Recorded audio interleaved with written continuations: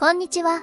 車のニュースの時間です。車が 1% でも好きな人は 100% チャンネル登録お願いします。3月25日に日産が開いた会見にて、今後投入するであろうモデルたちが一挙に映る動画が公開された。そこに新型エルグランドとおぼしきモデルが映し出されていたのだ。ちゃんと開発が進んでいるようで超嬉しい。あるやん。新型エルグランド発売秒意味状態。本日25日に開催された日産の会見。これからのどう世界で戦っていくかという話がメインであったが、冒頭の通り、今後投入するであろうモデルたちも紹介されたのだ。察するに新型スカイラインやマーチなどなど、その中に新型エルグランドの姿も開発されていなんじゃという噂もあったが、やはり新型エルグランドはしっかり開発が進んでいるようだ。打倒アルファードプロパイロット 2.0 進化版搭載で完全未来仕様に。ここからは会見中の映像からの予想となるが、現行エルグランドはライバルのアルファード兄弟に比べて前後の低さが販売不振の一つとも言われていた。どうも新型エルグランドは前後に M 近くとなる模様で、かなりアルファード兄弟を意識しているようだ。加えて、フロント及びリアに横一文字ライトを採用するなど、有効のアイテムもしっかりと採用。会見によればプロパイロット 2.0 に次ぐ次世代の運転支援システムを開発中とあったため、新型エルグランドはフラッグシップにふさわしい内容となりそうだ。ともあれ高級ミニバン市場は完全にアルファード兄弟の独壇場となっており、新型エルグランドが大きく勢力図を変える可能性を秘めている。一日も早い投入に期待。皆さんはどう思いますか？コメントで教えてね。チャンネル登録必須です。それでは皆さんのコメントを紹介していきましょう。現実としてアルファードと同車格の車は国産においてエルグランドしかない。高級ミニバンとして過去の実績もあるし、単純に車同士での比較では肩を並べることができるはず。シルエット通りのデザインなラインを11のように角張った背高のモデルになるだろうし期待できるね。もうアリアの最上級グレードは1000万弱。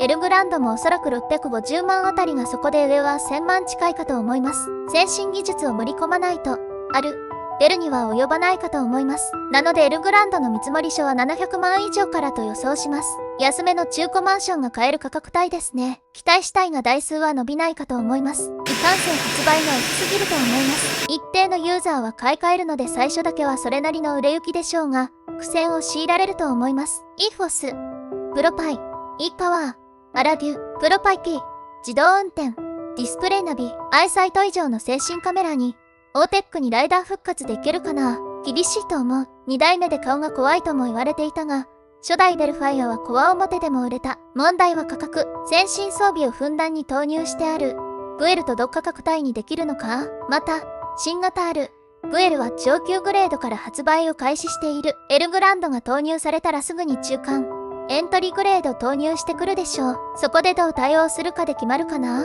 今の日産とトヨタの規模の差ならアルベルの3割程度の売れ行きでもまあ成功と言えるんじゃないでしょうか。本当に出るかどうかだけどユーザーとしてはライバルのいないアルベルだけよりもエルグランドの新型が出てくれた方がいいですよね。エルグランドは2代目でしくじった。ディーゼル持った初代に対して2代目は 3500cc のみ。価格も当然上がった。買い替えたいが価格は抑えたいユーザー、特にディーゼルユーザーの受け皿にならなかった。当時1日違いで発売されたアルファードは 2400cc のお得なバージョンも用意していたから、アルファードに流れた人も多かったと思う。エルグランドもマイナーチェンジで 2500cc を出したが時すでに遅し、すっかり不人気車のレッテルを貼られてしまった。2代目からベルファイアと2台体制になってより見栄えもバッチリなトヨタに対し、地味に見えてしまった3代目、4代目はぜひ日産の顔になるような車になってほしい。ポジティブに見ればエルグランドと様々な車種が展開され、パワートレインも26年ではアイスが6割土地に足ついた結核、三菱低ハ EV の横展開もやっと始まるようだ。ネガティブなことを言うと、たったこれだけのことに何年かけてんだ。低ハ EV の横展開なんかアウトランダー、アイコー、エクストレイル他に搭載して毎年出てなきゃダメ。リーフの FMC だってアリアと同時にできたろ。中継のまとめ内容的にエルグランドはどうやら今年は出ない。早くても来年だとすると、新車開発には5年かかるから2020年以降に始めたってこと。ゴーンショックから2年も経っている。日産の経営陣がダメすぎる。本デザインが決まってるのであれば出るのは早くて23年後でしょうか。ただ現行型の間にアルベルは絶対的な地位として君臨してしまっている。ユーザーが求めているものは何かをしっかりと日産が把握できているのであればまだ戦えるのでしょうが、今出ている情報だけでは日産弱気だなとしか思えない。目標をもう少し高く持ってもらわんと。そりゃね、選択肢が増えるのは消費者の立場からしたら好ましいことだよ。でもあまりにも遅すぎる。しかも、エルグランドらしき、でしょ？本当に出すつもりなら、年中に販売予定とメーカーがアナウンスすることで、アルファードに傾いている消費者の気持ちを抑える必要があるんじゃないの？背高に戻す。プロパイロット 2.0 を装備できる。市場が求めるこの2点を絶対取り入れてほしいし、この2点取り入れたら市場から支持を得れるはず。アルベルの高いが上に望めるのは、エルグランド復活しかない。アルファードの弱点は血が弱っている高齢者には乗り降りが厳しいこと。エルグランドはそこの部分に特徴を出して、長距離運転でも運転手も疲れにくいシートを採用できれば売れるかも。売れなきゃ話にならないんだから。ベルの良いところを手本に作ってあればそれなりに売れるんじゃないかな。とにかく走りなんて二の次でサイズ感と威圧感を間違わないことが大事。アルベルに良い勝負するなら EPOWE かな。トヨタ 2.5LHV 車体重量下 2.2 トンには荷が重い。走るがエンジン音もそれなりに大きい。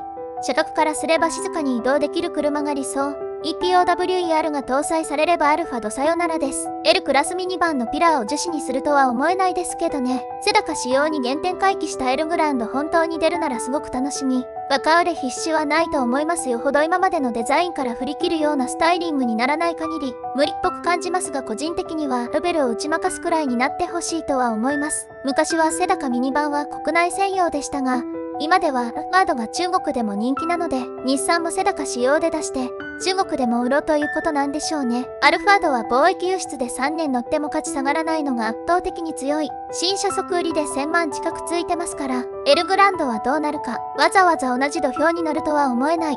少しずらして、オデッセイでと張り合うミニバンの方が、売る側からしたらありがたい。変な車作って、絶望的に売れないとかありえそうだよね笑い。今の日産って、踏み外してる雰囲気だからね。開発は進んでいて新型が発売されるとしても、ベストカーの予想 CG みたいなデザインにはならないだろう。いつも思うけど、何の根拠があっての予想 CG なんだろうか。アルベルに関しては車の良し悪しで売れているというより、トヨタと日産というメールの販売力の差によるものも大きいと思う。予想 CG 見たけど、基本原稿の踏襲じゃん。もしこれだとしたら売る気あるの？なんでアルベルに負けてるか研究したことあるの？日産は情けないほど開発力がなくなってしまったね。猫も杓子も右向け右のアルファード。ベルファイアよりもエルグランド推しです。頑張れ日産。まだ何も出ていない状況で批判するコメントする人ってどういう神経してるんだろう。車って試乗してようやくその価値かわかると思うんだけど、日産は高級なワンボックス車でもスライドドアレールの溝がボディの真ん中あたりにあるのが非常にかっこ悪い。エルグランドの名を継承するつもりなのでしょうか？今までの日産だと新たな名に変えそうな気もしますが、ご視聴ありがとうございました。